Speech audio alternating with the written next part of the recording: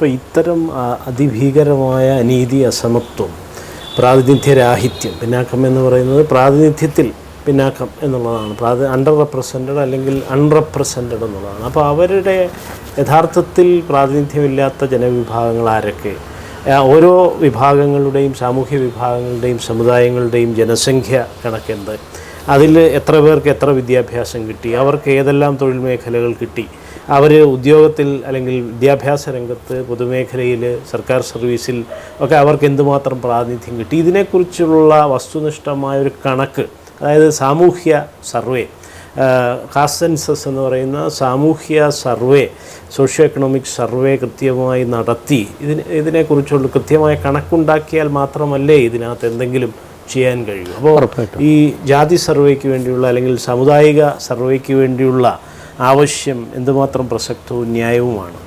ഏറ്റവും പ്രസക്തമായുള്ള ചോദ്യമാണെന്ന് മാത്രമല്ല, ഇത് ഒരു അന്തർദേശീയമാനം കൂടിയുണ്ട്. ഇപ്പോൾ ഏറ്റവും സയൻറ്റിഫിക്കായ ഒരു ജനസംഖ്യാ കണക്കെടുപ്പ് എന്ന് പറയുന്നത് ഒരു ഇൻ്റർനാഷണൽ ക്വസ്റ്റ്യൻ കൂടിയാണ്. അങ്ങനെ ചെയ്യാത്തത് കൊണ്ട് ഇന്ത്യ പല കാര്യങ്ങളും പുറന്തള്ളപ്പെടുന്നു എന്നുള്ള കാര്യത്തിൽ ഉള്ള ക്വസ്റ്റ്യൻസ് പത്രങ്ങളൊക്കെ ചർച്ച ചെയ്യുന്നതാണ്. അതൊരു വശം. അതിനേക്കാളേറെ ഇന്ത്യയെ പോലുള്ളൊരു ബഹുസ്വരമായ ഒരു രാജ്യത്ത് സ്വാതന്ത്ര്യം കിട്ടി 70 വർഷം കഴിഞ്ഞ ശേഷം നമ്മുടെ സാമൂഹ്യ നില എന്താണെന്ന് പരിശോധിക്കാനുള്ള ബാധ്യത ഭരണകൂടത്തിനുണ്ട്. ആ നിലയിൽ വേണം കാസ്റ്റ് സെൻസിനെ കാണാൻ.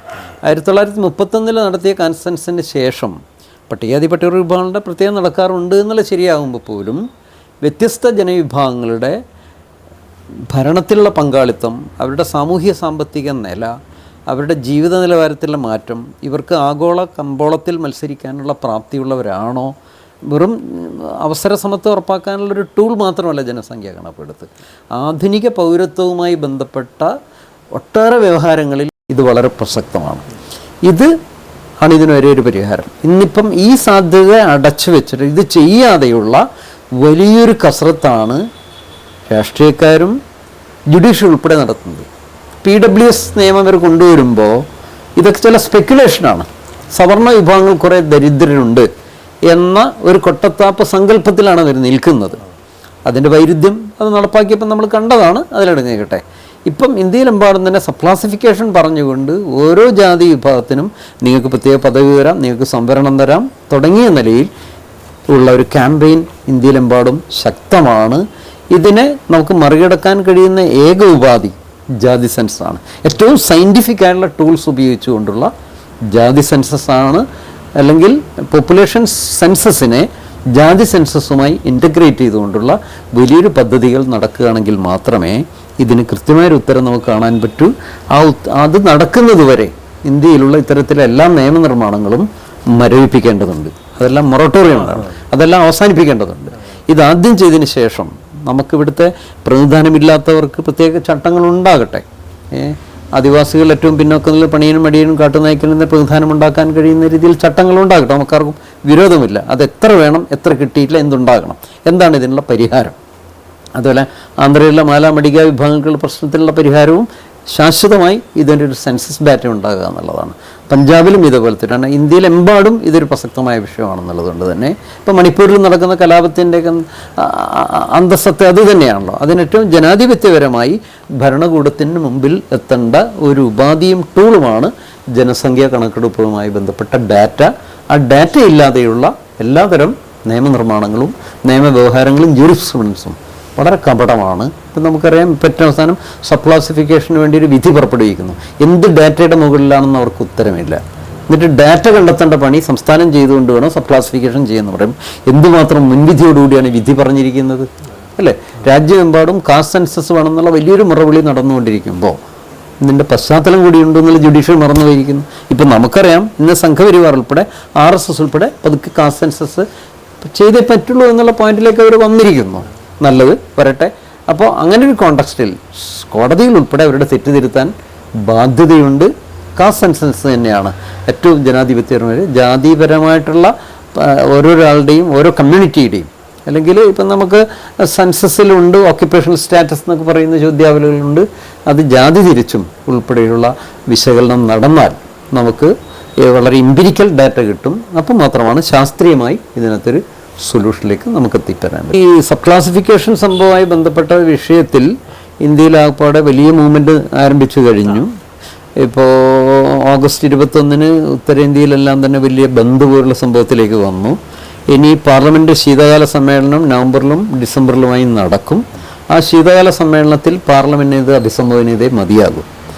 അപ്പോൾ സബ് ക്ലാസിഫിക്കേഷനും ക്രീമി ലെയറും രണ്ടും നടപ്പാക്കണമെന്നുള്ളതാണ് സുപ്രീം കോടതിയുടെ വിധി. ആരെന്ത് പറഞ്ഞാലും ക്രീമി ലെയർ എന്ന് പറയുന്നത് ആനുഷംഗിക പരാമർശമല്ല, അത് വിധിയുടെ ഭാഗമാണ്. വിധിയുടെ കണ്ടന്റിലേക്ക് ഞാനിപ്പോൾ പോകുന്നില്ല. വിധി സുപ്രീം കോടതിയുടെ വിധികൾ ഓരോരാളുടെ എടുത്തു കഴിഞ്ഞാലും അങ്ങേറ്റം കോംപ്ലിക്കേറ്റഡ് ആണെന്നുള്ളത് മാത്രമല്ല, ഭരണഘടനയല്ല അവരുടെ ഒരു ആധാരശില എടുത്തിരിക്കുന്നത്. ഒരു തിയർക്രാറ്റിക് മതരാഷ്ട്രം എങ്ങനെയാണോ ഒരു വ്യവഹാരം നടത്തുന്നത്, അത്തരത്തിലുള്ളൊരു തിയർക്രാറ്റിക് ജഡ്ജ്മെൻ്റാണ് ആ ജഡ്ജ്മെൻ്റ് എന്ന് ചുരുക്കി പറയാം. അത് ഡോക്ടർ മോഹൻ ഗോപാലും അടുത്ത സെമിനാറിൽ പരാമർശിച്ചൊരു പദമാണത്. അങ്ങനെ ഒരു തിയർക്രാറ്റിക് ജഡ്ജ്മെൻ്റാണത്. അത് പുനഃപരിശോധിക്കപ്പെടേണ്ടതുണ്ട്. എന്തായാലും ഇന്ത്യയിൽ അതിനെതിരെ വലിയൊരു മൂവ്മെൻറ്റ് ആരംഭിച്ചിട്ടുണ്ട് ദേശീയ തലത്തിൽ. അതിൻ്റെ 1ാം ഘട്ടം കഴിഞ്ഞു. എന്തായാലും ഈ പറയുന്ന ശീതകാല സമ്മേളനം നടക്കുന്നതിന് മുമ്പ് ഇപ്പം 11 ഇന്നിപ്പോൾ ഡൽഹിയിൽ ആസാദിൻ്റെയൊക്കെ നേതൃത്വത്തിൽ, ചന്ദ്രശേഖർ ആസാദിൻ്റെ നേതൃത്വത്തിൽ എന്തൊക്കെയോ റാലിയൊക്കെ നടക്കുന്നുണ്ട്. കേരളത്തിൽ ബന്ദ് പോലുള്ള ഒരു കാര്യങ്ങളിലേക്ക് പോയില്ലെങ്കിലും ഒരു വലിയ ശക്തമായ പ്രതിഷേധം ഹർത്താൽ ഇവിടെ ഉണ്ടായിട്ടുണ്ട്. എന്തായാലും സൗത്ത് ഇന്ത്യൻ സംസ്ഥാനങ്ങളെ ഏകോപിപ്പിച്ചുകൊണ്ട് കേരളം, തമിഴ്നാട്, തെലുങ്കാന, ആന്ധ്ര, കർണാടകം ഈ സ്റ്റേറ്റുകളിൽ നിന്നുള്ള ജനപ്രതിനിധികളെയും സാംസ്കാരിക നായകരെയും പൗരപ്രതിനിധികളെയും രാഷ്ട്രീയ നേതാക്കളെ പങ്കെടുപ്പിച്ചുകൊണ്ടൊരു സൗത്ത് ഇന്ത്യൻ കോൺക്ലേവ് സംഘടിപ്പിക്കാൻ തീരുമാനിച്ചു ഓൺ റിസർവേഷൻ. അതിന് വളരെ പ്രസക്തി ഉണ്ടെന്നാണ് ഞങ്ങളുടെ ഒരു നിരീക്ഷണം. കാരണം ഈ ദേശീയ തലത്തിലുള്ള വ്യവഹാരങ്ങളിൽ ഈ സൗത്ത് ഇന്ത്യയിൽ ഇത് കാര്യമായൊരു വിഷയമല്ല എന്നും ഇതൊരു സെറ്റിൽഡ് വിഷയമാണെന്നുള്ള ഒരു റീഡിങ് ദേശീയ തലത്തിലുള്ള പലരുടെയും ഡിസ്കോഴ്സുകളിൽ വരുന്നു. ഇപ്പോൾ സബ് ക്ലാസിഫിക്കേഷൻ അനുകൂലിച്ചുകൊണ്ട് ഏറെക്കുറെ വരുന്ന പഠനങ്ങളും ലേഖനങ്ങളെല്ലാം തന്നെ പല കോളേജ് അധ്യാപകരുടെയും പ്രൊഫസർമാരുടെയാണ് ഒത്തിരി വന്നു കഴിഞ്ഞു. ഇവരെല്ലാം തന്നെ ഭരണഘടനയുടെ ഉള്ളിൽ നിന്നല്ല ഇതിനെ വിശദീകരിക്കാൻ ശ്രമിക്കും. ഒരു മാനുഷിക വീക്ഷണം, പാവപ്പെട്ടവർക്ക് അത് കിട്ടണ്ടേ, അതുകൊണ്ട് നീതിയുടെ ഒരു എക്സ്റ്റൻഷനാണ് വിധി എന്നുള്ള മട്ടിലുള്ള റീഡിങ്സാണ് കൂടുതൽ വരുന്നത്, ഒത്തിരി വരുന്നുണ്ട്. അപ്പോൾ ആ ലേഖനങ്ങൾ കൂടുതലും വന്നിരിക്കുന്നത് ഇപ്പം ജെ.എൻ.യു ഉൾപ്പെടെ വന്നിട്ടുണ്ട്, കർണാടകത്തിൽ നിന്ന് വന്നിട്ടുണ്ട്, തമിഴ്നാട്ടിൽ നിന്ന് വന്നിട്ടുണ്ട്, മഹാരാഷ്ട്ര എന്നൊക്കെയുള്ള വിദഗ്ധരൊക്കെ എഴുതിയിട്ടുണ്ട്. യോഗേന്ദ്ര യാദവ് ഉൾപ്പെടെ സബ് ക്ലാസിഫിക്കേഷൻ്റെ വക്താവാണ്. അദ്ദേഹം 2 വിദ്യാർത്ഥികളും തമ്മിൽ എഴുതിയിട്ടുണ്ട്.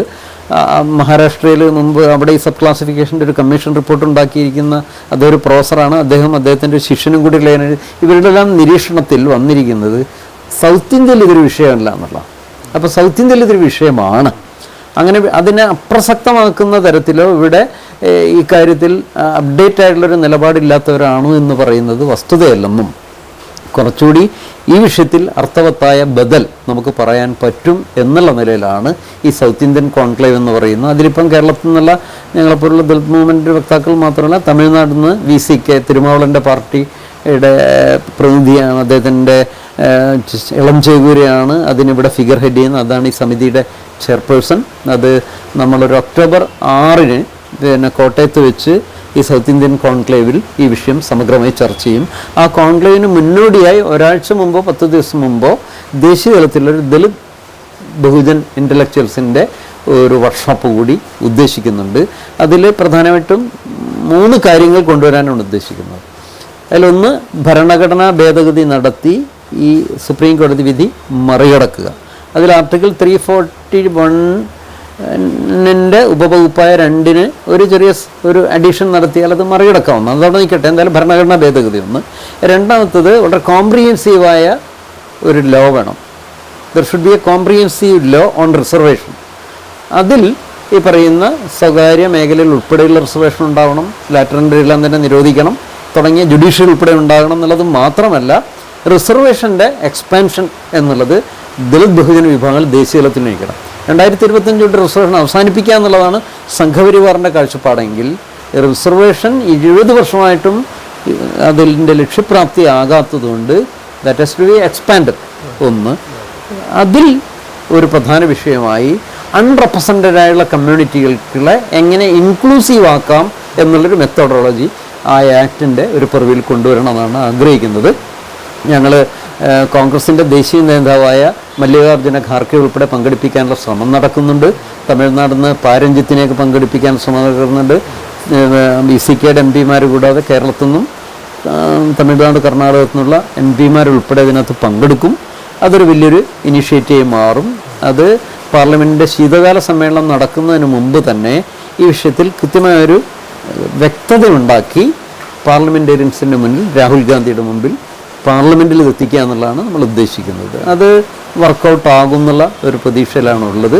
അതോടുകൂടി നമുക്ക് താങ്കൾ നേരത്തെ പറഞ്ഞതുപോലെയുള്ള പുതിയൊരു അധ്യായം ഇന്ത്യയിൽ കുറിക്കാം. അതിനുള്ളൊരു പറ്റിയ സാഹചര്യം ഇന്ത്യയിൽ ഉണ്ടെന്ന് തോന്നുന്നു. രാഹുൽ ഗാന്ധിയൊക്കെ ആ അർത്ഥത്തിൽ നമുക്ക് വലിയ പ്രതീക്ഷയാണ് നൽകുന്നത്. രാഹുൽ ഗാന്ധി മല്ലികാർജ്ജുന ഖാർഗെ എല്ലാം തന്നെ വലിയ പ്രതീക്ഷയാണ് നൽകുന്നതിനുള്ള ഒരു സാഹചര്യമുണ്ട്. കേരളത്തിലെ രാഷ്ട്രീയ സ്ഥിതി എന്തു തന്നെയായാലും നമുക്കൊരു ദേശീയ സാഹചര്യം, പാർലമെൻറ്റിന് അതിൻ്റെ ഒരു ഊർജ്ജസ്വലത ഇക്കാര്യത്തിൽ ഒരു ദളിത് ബഹുജൻ പ്രാന്ത്യത്തിൻ്റെ സാധ്യത തിരിച്ചു പിടിക്കാൻ കഴിയും എന്നുള്ള വിശ്വാസം തന്നെയാണുള്ളത്.